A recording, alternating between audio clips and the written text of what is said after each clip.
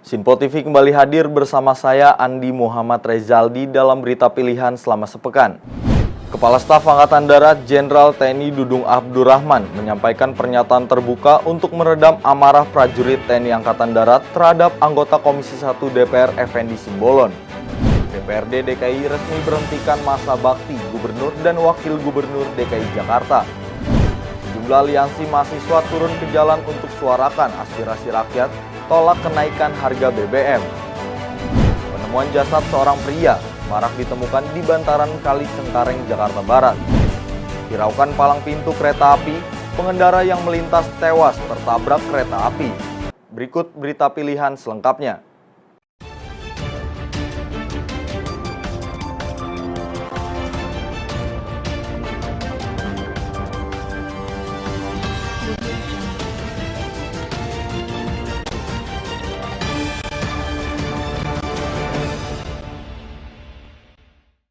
Kepala Staf TNI Angkatan Darat Jenderal TNI Dudung Abdurrahman menyampaikan pernyataan terbuka atas perintah Panglima TNI untuk meredam amarah prajurit TNI Angkatan Darat terhadap anggota Komisi 1 DPR Effendi Simbolon.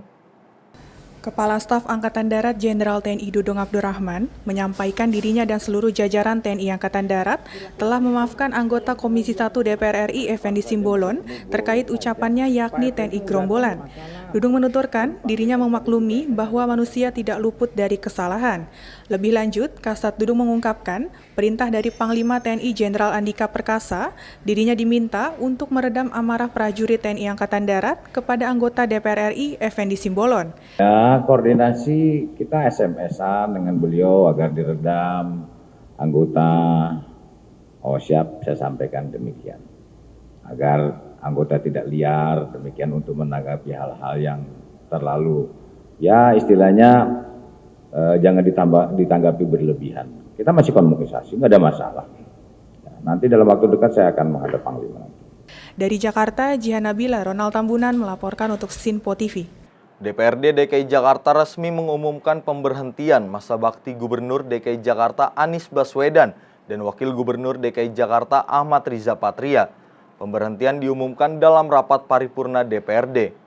DPRD DKI Jakarta menggelar rapat paripurna pengumuman pemberhentian Gubernur DKI Jakarta Anies Baswedan dan Wakil Gubernur DKI Jakarta Ahmad Riza Patria pada Selasa 13 September 2022. Rapat tersebut dipimpin langsung oleh Ketua DPRD DKI Jakarta Prasetyo Edi Marsudi yang dihadiri 4 Wakil Ketua DPRD DKI Jakarta diantaranya Rani Mauliani, Hoirudin, Zita Anjani.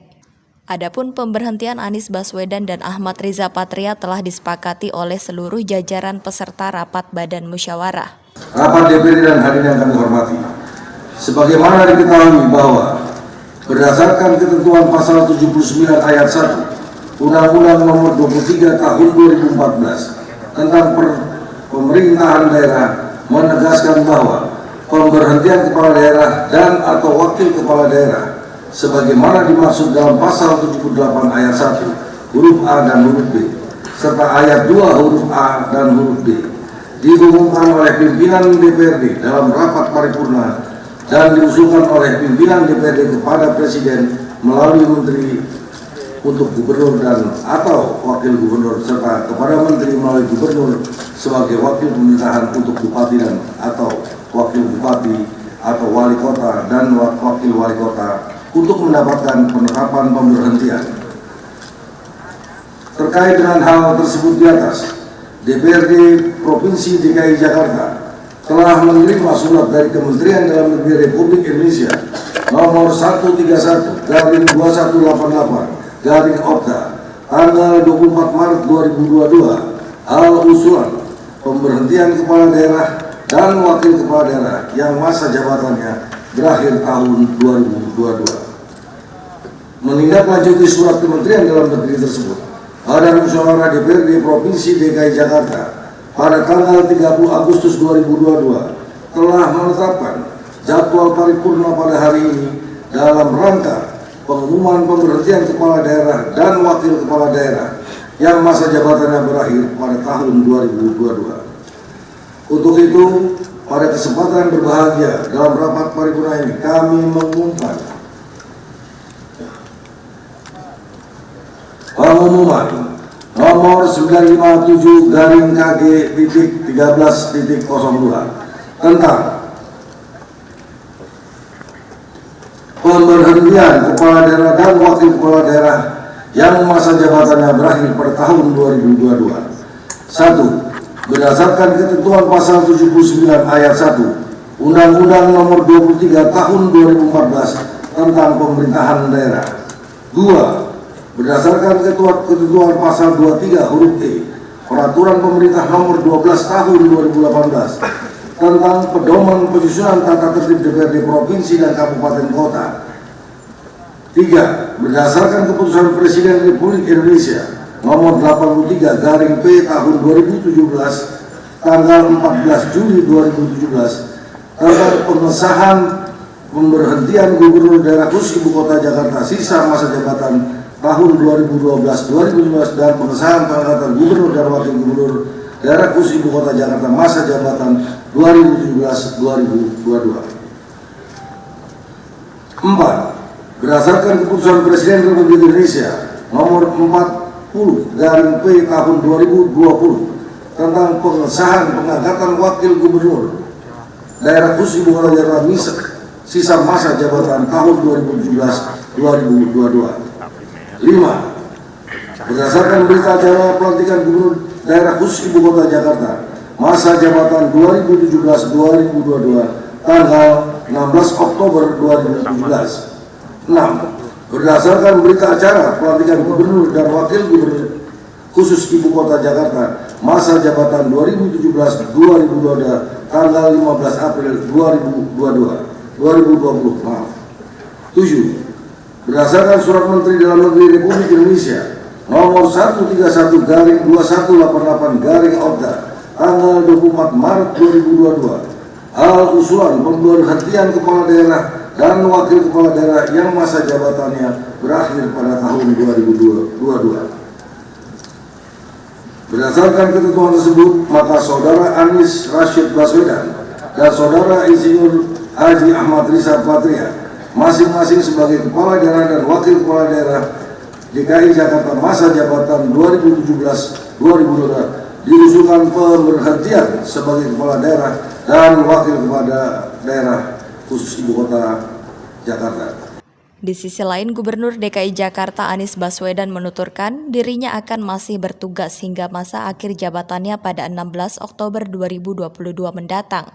Lebih lanjut, Anies menyampaikan apresiasinya dan rasa terima kasih kepada seluruh anggota Dewan yang telah melaksanakan rapat paripurna. Alhamdulillah, kita tadi sudah sama-sama mengikuti rapat paripurna DPRD DKI Jakarta yang memberikan pengumuman, dan kita sudah dengar pengumumannya, sekaligus itu bahan untuk proses administrasi bagi pengusulan pemberhentian gubernur. Jadi kita ikuti saja prosesnya, ini bagian dari proses administrasi yang harus dikerjakan dan berlangsung di semua provinsi termasuk di Jakarta, dan kita apresiasi atas kehadiran teman-teman Dewan di dalam rapat paripurna tadi. Itu saja dari saya, tidak ada lagi yang lain, cukup. Saya masih bertugas sampai 16 Oktober. Jadi seperti biasanya aja, termasuk doorstop nanti, termasuk kita semua kegiatan masih berjalan seperti biasa. Karena ini adalah proses administrasi yang harus dikerjakan oleh DPRD di seluruh Indonesia, dan gubernur pun masih mengerjakan tugasnya sebagai gubernur, wakil gubernur mengerjakan tugasnya sebagai gubernur sampai masa jabatannya berakhir. Dan tadi pun disebutkan bahwa masa jabatan itu berakhir tanggal 16 Oktober. Dari Jakarta, Jihan Nabila, Andi Rezaldi, Davaris Kiano melaporkan untuk Sinpo TV. Sejumlah aliansi badan eksekutif mahasiswa seluruh Indonesia bersama aliansi buruh turun ke jalan untuk suarakan menolak kenaikan harga BBM. Berikut laporan langsung reporter Sinpo TV Jihan Nabila. Sejumlah aliansi badan eksekutif mahasiswa seluruh Indonesia dan juga aliansi buruh ini melakukan aksi unjuk rasa kembali untuk menuntut pemerintah menurunkan kenaikan harga BBM atau mengevaluasi kembali kebijakan yang pemerintah sampaikan pada Sabtu kemarin. Dan pantauan kami sendiri memang masa unjuk rasa ini tiba di Patung Kuda, Jakarta Pusat ini sekitar pukul 13.00 waktu Indonesia Barat. Dan memang jika dilihat di lokasi unjuk rasa ini, masa yang melakukan aksi unjuk rasa hari ini terbilang sangat ramai, di mana mereka juga membawa sejumlah perlengkapan atribut, di mana diantaranya bendera dari berbagai BEM masing-masing universitas, dan juga spanduk yang bertuliskan penolakannya terhadap kenaikan BBM yang dikeluarkan pemerintah pada Sabtu yang lalu. Dan juga berbagai penyampaian orasi dari Aliansi Badan Eksekutif Mahasiswa maupun dari Aliansi Buruh. Dan sementara juga pantauan kami di lokasi, sejumlah aparat gabungan TNI Polri juga mengamankan aksi unjuk rasa hari ini dari teman-teman mahasiswa ataupun dari Aliansi Buruh, dan juga terlihat beberapa kendaraan taktis untuk mengamankan sekitar lokasi unjuk rasa di kawasan Patung Kuda Jakarta Pusat ini, yang mana kendaraan taktis ini diantisipasi untuk diantisipasi jika terjadi hal-hal yang tidak diinginkan dalam aksi unjuk rasa hari ini. Dan memang jika dilihat ruas jalan Medan Merdeka Barat yang merupakan titik hari ini dipasangkan kawat berduri 2 lapis serta barikade beton untuk mencegah massa masuk ke kawasan Istana Merdeka. Dan juga terdapat aksi bakar ban oleh massa untuk unjuk rasa di berbagai titik, salah satunya di kawasan Patung Kuda Jakarta Pusat. Dan saat ini saya sudah berada di kawasan Jakarta Pusat bersama dengan Koordinator Pusat BEM seluruh Indonesia dan juga Ketua BEM UI. Dan saya akan mencoba melakukan interaksi dengan mereka terkait unjuk rasa hari ini. Kak, boleh dijelaskan aksi unjuk rasa ini seperti apa? Ya, aksi ini jelas memantik karena ada kenaikan harga BBM, kebijakannya diambil oleh pemerintah sehingga memaksa kita untuk turun ke jalan bersama-sama. Dan dilihat memang barisan dari buruh, barisan dari bermacam elemen gerakan sipil dan juga terutama mahasiswa bergerak ribuan karena ada kemarahan. Dan bukan hanya di Jakarta, sebetulnya di hampir semua wilayah sudah bergerak di hari-hari yang sesudahnya. Lalu untuk tuntutannya sendiri seperti apa sih? Kalau untuk tuntutan sebetulnya jelas gitu ya, kita berharap ada pengkajian ulang kembali kebijakan kenaikan BBM. Karena dirasa pemerintah belum bisa mendapati sense of crisis di masa pemulihan yang belum maksimal gitu ya. Yang kedua tentu penyaluran BLT dan macam-macam itu harus diupayakan tepat pada sasaran. Karena kalau kita lihat data harus diperbarui dan juga bagaimana ketepatan itu. Dan tentunya BBM dari awal itu permasalahannya adalah subsidi. Dan perlu dipastikan pengalihan subsidi ini harus benar-benar tepat sasaran. Makapun pemberian subsidi ini harus tepat pada orang, bukan komoditasnya. Itu 3 hal yang mungkin bisa merangkum dari apa yang dituntut kita hari ini. Oke, aksi ini sudah kita konsolidasikan dengan beberapa hari yang lalu di UIN Jakarta. Sepakat teman-teman mahasiswa akan turun ke jalan pada 13 September yang harapannya jarak dari penentuan penolakan BBM sampai hari ini kan sudah berkali-kali rakyat turun ke jalan, sudah berkali-kali rakyat marah, tapi harapannya hari ini ada respon yang jelas dari pemerintah terhadap kemarahan rakyat. Tuntutannya sendiri apakah sama dengan dari koordinator BEM ini? Iya. Iya. Kalau hari ini pemerintah mengatakan bahwa subsidi BBM itu membebankan APBN, maka di sini kita bisa jawab, yang sebenarnya membebankan APBN adalah proyek-proyek strategis nasional. Yang sebenarnya membebankan APBN adalah IKN. Jadi proyek-proyek yang minim urgensi tersebut harus dihapuskan, harus dihentikan. Begitu. Nah, ini kan merupakan demo yang kembali dilakukan dari kemarin-kemarin. Apakah nanti akan ada lanjutan demonya? Boleh jawab? Kalau hari ini memang tidak ada respon dari pemerintah terhadap kebijakan-kebijakan yang kita tuntut kepada pemerintah, maka api perawan kita masih akan terus menyala, seperti itu. Kak, boleh minta harapannya nggak sih agar pemerintah mendengarkan aspirasi masyarakat? Harapannya sebenarnya kita tidak muluk-muluk pada hari ini. Harapannya sore ini bahkan malam ini kita siap menunggu pemerintah untuk datang ke kita untuk berbicarakan secara baik-baik agar ya masyarakat, mahasiswa yang sudah capek-capek datang ke istana ini dapat hasilnya dan juga bisa direspon baik oleh pemerintah.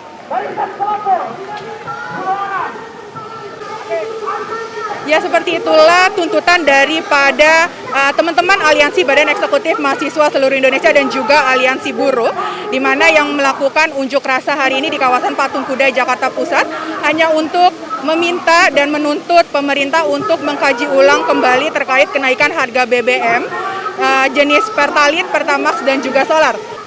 Demikian informasi yang dapat kami sampaikan dari Jakarta. Jihan Nabila, Dava Rizkiano, Andi Rezaldi melaporkan untuk Sinpo TV. Polisi mengamankan 4 remaja yang diduga ingin melakukan aksi demo di kawasan Silang Monas, Jakarta Pusat. Saat diperiksa, keempat remaja berasal dari daerah luar Pulau Jawa. Unit Jatanras Polres Metro Jakarta Barat dan Polsek Cingkareng mengamankan 4 remaja tanpa identitas di lampu merah Cingkareng, Jakarta Barat siang tadi. Petugas melakukan pemeriksaan terhadap tas para remaja ini dan tidak menemukan barang-barang yang mencurigakan. Polisi menduga mereka sengaja pergi ke Jakarta untuk mengikuti aksi demo tolak kenaikan BBM di Jakarta, hingga mereka dihalau petugas. Para remaja ini mengaku bahwa kedatangannya ke Jakarta hanya untuk melihat Monas dan jalan-jalan. Namun mereka tidak mengetahui bahwa hari ini ada aksi demo menolak kenaikan BBM. Dari Medan, Bang. Dari Medan? Ya. Di Jakarta mau ngapain? Main-main aja, Bang, jalan-jalan.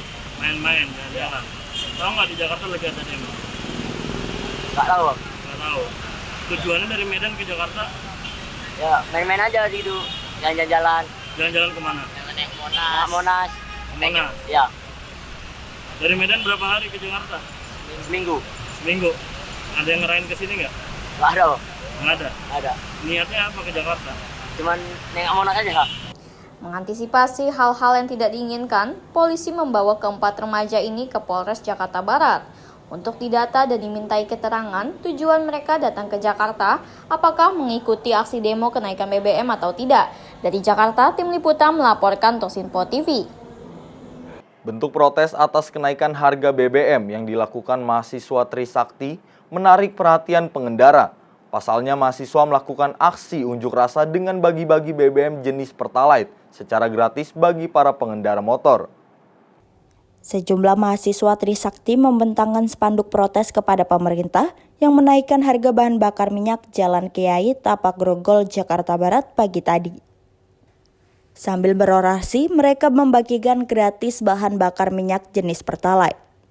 Sejumlah pengendara motor yang melintas di Jalan Kiai Tapak Grogol, Jakarta Barat seketika menghentikan laju kendaraannya saat mengetahui ada pembagian bensin gratis oleh mahasiswa ini. Para pengendara motor yang mengetahui ada pemberian bensin gratis langsung membuka tangki bensin untuk diisi 1 botol berisi 1 liter bensin Pertalite. Aksi yang berlangsung di tengah jalan ini membuat arus lalu lintas dari Jalan Kiai Tapa menuju Daan Mogot mengalami kemacetan yang cukup panjang.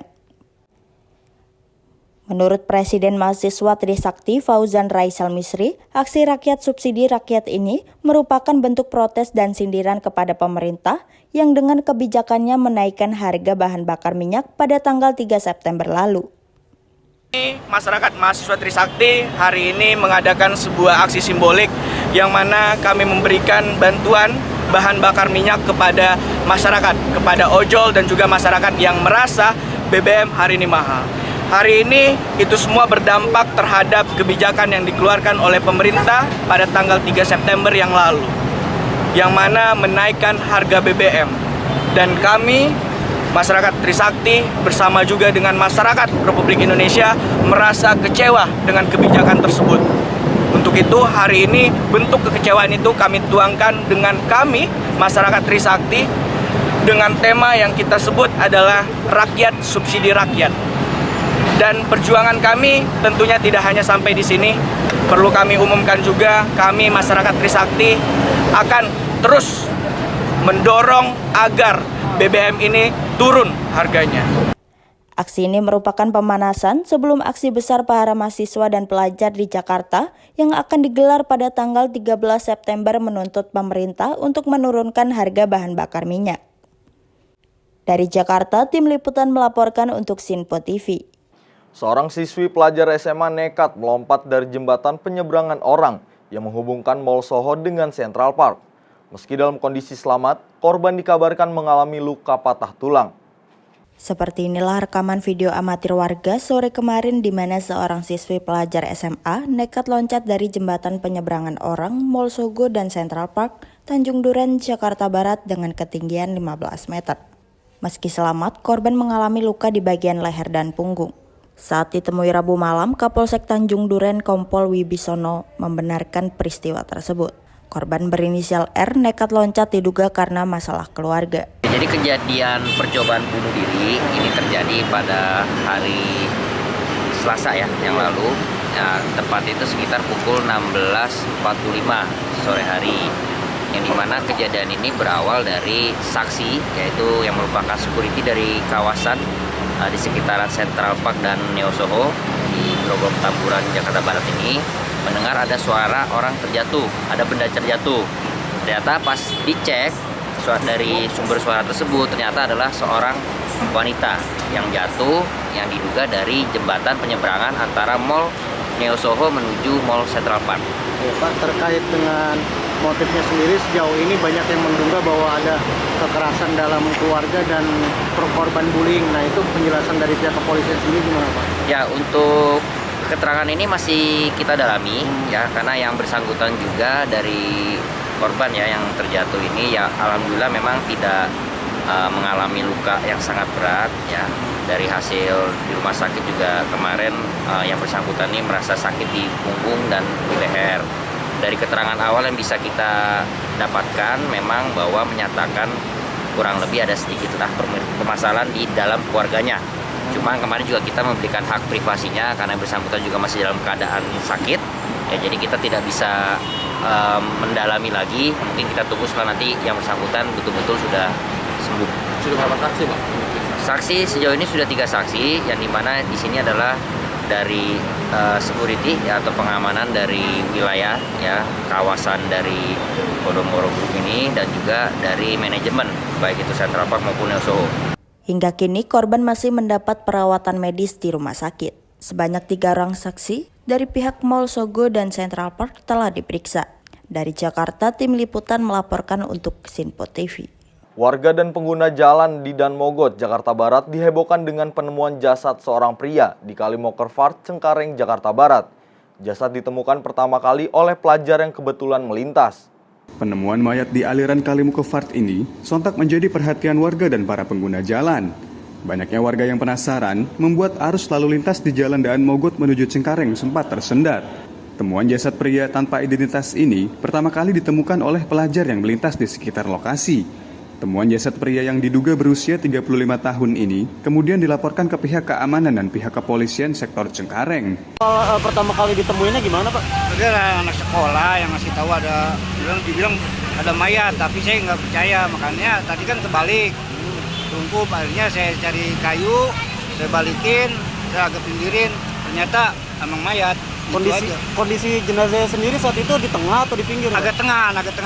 Itu saya yang pinggirin, supaya jangan bawa arus lagi. Pak, kalau dilihat dari kondisinya dia pelajar atau orang dewasa, Pak? Orang dewasa kira-kira paksa 40-an lah. Jenis kelaminnya apa, Pak? Laki. Laki ya? Iya. Ada luka-luka nggak, Pak? Nggak berani, saya nggak berani ngeliat begitu, cuma lihat pinggirin, udah itu aja. Oh gitu. Nggak sempat lihat ada identitas atau Enggak. Identitasnya belum tahu, Pak ya? Belum tahu saya. Tingginya tembok pembatas aliran kali membuat petugas kepolisian dan BPPBD yang tiba ke lokasi kesulitan untuk mengevakuasi jenazah. Meski begitu, jenazah akhirnya berhasil dievakuasi dengan menggunakan seutas tali. Usai diidentifikasi, jenazah pria ini dibawa ke Rumah Sakit Cipto Mangunkusumo, Jakarta Pusat untuk diotopsi. Kasus temuan jenazah pria tanpa identitas ini kini ditangani Polsek Cengkareng. Dari Jakarta, tim liputan melaporkan untuk Sinpo TV. Sosok jasad pemuda ditemukan mengambang dengan kondisi terkelungkup di Kali Cengkareng, Grand Saringan, Jakarta Barat. Korban diperkirakan sudah tewas sejak 2 hari sebelum ditemukan. Sesosok mayat pemuda ditemukan mengambang di Kali Cengkareng, Grand Saringan, aliran Kali Pesanggerahan, Kembangan, Jakarta Barat, Minggu sore. Mayat berusia sekitar 45 tahun ini ditemukan tertelungkup di samping alat pengangkut sampah. Mayat ini mengenakan kaos hitam polos dan celana panjang warna hijau tua. Petugas kebersihan Badan Air Kota Jakarta Barat berupaya mengevakuasi mayat ini menggunakan tali guna diangkat ke daratan. Menurut salah satu petugas kebersihan UPK Badan Air Dinas Lingkungan Hidup, Lutif menjelaskan, dirinya mengetahui mayat ini saat hendak membersihkan sampah di Kali Cengkareng, Grand Saringan, aliran Kali Pesanggerahan, Kembangan, Jakarta Barat. Di bawah. Kali apa sih ini namanya? Ini Kali Cengkareng Grand, kebetulan saringan sampah. Itu ada identitasnya nggak? Oh, untuk identitas nggak ada sih tadi. Oh, itu dari arah mana? Dari arah Pesanggerahan. Dari arah Pesanggerahan. Iya. Jadi belum ketahuan ya? Belum. Kira-kira usia berapa tuh, Bang? Kira-kira usia 45-an tuh, kalau nggak salah. 45-an. Penemuan itu jam berapa, Bang? Jam 7 tadi. Jam 7. Dia ada menggunakan apa gitu? Bajunya warna apa, Bang? Kalau nggak salah bajunya warna toksa. Ditemukan kayak pembunuhan gitu atau bagaimana gitu nggak, Bang? Saya kurang paham. Kalau dilihat sih kayaknya bersih gitu. Bersih. Cuma hanya kecebur aja. Iya, kecebur mungkin. Guna kepentingan otopsi, petugas kepolisian sektor Kembangan mengevakuasi jasad korban ke RSCM Jakarta. Kini kasus ini ditangani Polsek Kembangan. Dari Jakarta, tim liputan melaporkan untuk Sinpo TV. Subdit Umum Jatanras Ditreskrimum Polda Metro Jaya berhasil mengungkap pencurian brankas milik selebgram Dara Arafah. Pelaku berhasil diamankan di daerah Cilacap, Jawa Tengah. Subdit Jatanras Ditreskrimum Polda Metro Jaya telah berhasil ungkap kasus pencurian brankas milik selebgram Dara Arafah yang terjadi pada tanggal 4 September 2022 yang lalu. Kabid Humas Polda Metro Jaya Kombes Pol Ezulpan menyebut, tersangka yang merupakan seorang ART dan kekasihnya berhasil ditangkap di dua lokasi berbeda, yakni Banyumas dan Ciracas. Zulpan menyampaikan, dari hasil olah tempat kejadian perkara, pelaku merencanakan aksi pencurian tersebut, serta didapati CCTV yang berada di rumah Dara dirusak oleh pelaku. Adapun barang bukti yang berhasil diamankan polisi, diantaranya uang cash sebanyak Rp672 juta, 1 buah linggis, 1 palu, 2 buah handphone, 1 brankas berwarna hitam. Atas perbuatannya, para pelaku dijerat dengan pasal 363 KUHP, jungto pasal 55 KUHP dengan ancaman 7 tahun penjara. Bahwa tersangka Musridah alias Sri dan tersangka Sarpun alias Anwar ini merupakan sepasang kekasih. Jadi bukan suami istri ya, kekasih. Yang berprofesi sebagai asisten rumah tangga atau ART. Khususnya terhadap tersangka wanita, ini asisten rumah tangga daripada korban. Dan karena dia mengenali situasi rumah, dia menunggu pada saat korban pergi keluar rumah dengan waktu yang dia ketahui cukup lama, sehingga ketika itu terjadi, rumah sudah dalam keadaan kosong, kemudian tersangka Musridah ini mematikan CCTV yang ada di rumah agar aksi yang akan dilakukannya ini dengan mengambil brankas tidak terekam. Kemudian setelah itu, setelah berhasil mengambil brankas, kemudian dibungkus dengan kain untuk mengelabui orang lain. Selanjutnya dikirim melalui travel ke Cilacap. Karena tersangka yang satu lagi, yang laki-laki, sudah menunggu di Cilacap, Jawa Tengah. Sementara itu, Dara Arafah menyampaikan rasa terima kasih kepada jajaran kepolisian yang telah berhasil mengungkap dan menangkap para pelaku tersebut. Dan saya juga tidak lupa untuk pihak LBH Yusuf yang telah mendampingi saya selama proses penanganan perkara ini. Juga untuk seluruh masyarakat Indonesia yang membantu saya dan keluarga saya dalam menyelesaikan masalah ini. Dan semoga kedepannya masalah saya ini bisa jadi pelajaran juga buat saya pribadi dan buat masyarakat yang ada di luar sana. Terima kasih.